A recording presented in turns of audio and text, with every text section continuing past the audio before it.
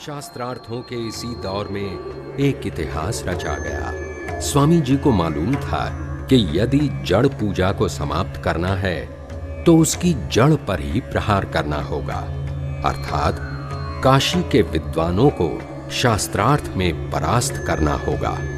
लेकिन ये इतना सरल कार्य नहीं था, क्योंकि पौराणिक समाज की मान्यता थी कि काशी की रक्षा स्वयं महादेव करते हैं और यहाँ मरने का अर्थ है सीधे स्वर्ग जाना। उसी काशी की रक्षा के लिए हजारों पंडित अपनी अगाध विद्या और काशी नरेश अपने बल और धन से सदैव तत्पर रहते थे। स्वामी जी ने काशी पहुंचकर राजा अमेठी के बाग में डेरा डाला और जड़ पूजा के विरुद्ध अनवरत संस्कृत प्रवचन करने लगे।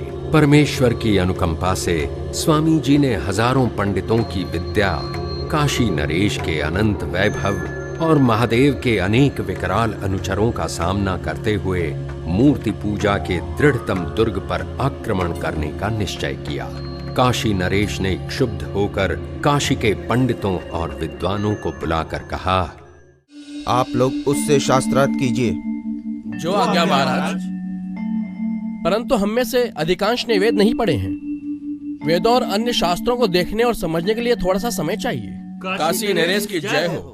काशी के पंडित समूह ने एकजुट होकर स्वामी जी पर प्रहार करने की योजना बनाई। ज्ञान से, छल से, कपट से, चरित्र हनन से, अपमान से, जैसे भी हो सके स्वामी जी को मिटाने पर डट गए।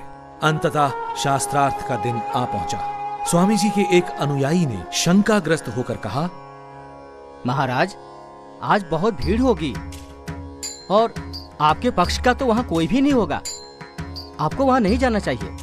बलदेव, सत्य का सूरज अकेले ही अंधकार की सेना पर विजय पाता है। प्राणों के भय से ईश्वर की आज्ञा का उल्लंघन नहीं किया जा सकता। जो होगा देखा जाएगा। जाओ, शौर के लिए एक नाई को बुला लाओ। जो आज्ञा प्रभु। शास्त्रार्थ के दिन शास्त्रार्थ स्थल पर 50,000 से अधिक की भीड़ उमड़ पड़ी।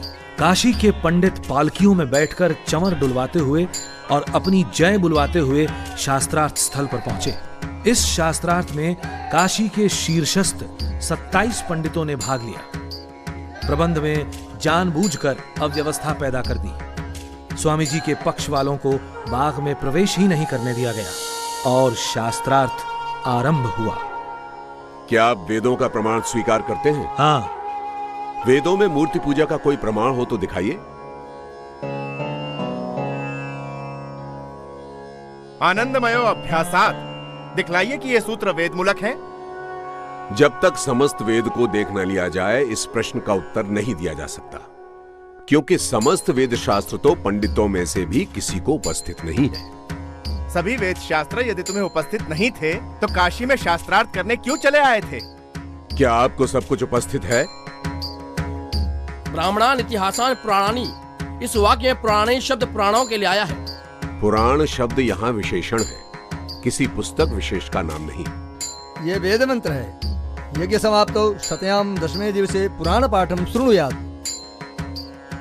और पुराण शब्द यहाँ विशेषण नहीं है।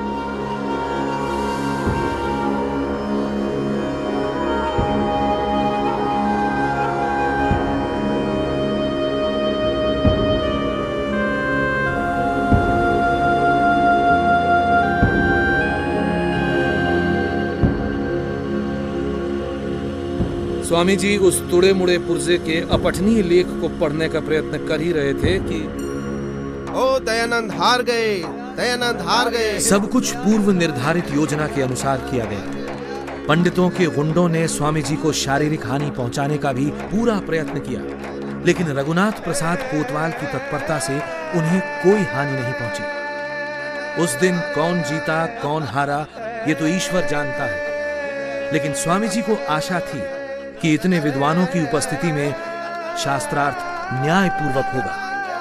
अनेक दिनों तक चलने वाला शास्त्रार्थ कुछ ही घंटों में समाप्त कर दिया गया और वेदों में मूर्ति पूजा न होने की सच्चाई स्थापित होने से रह गई।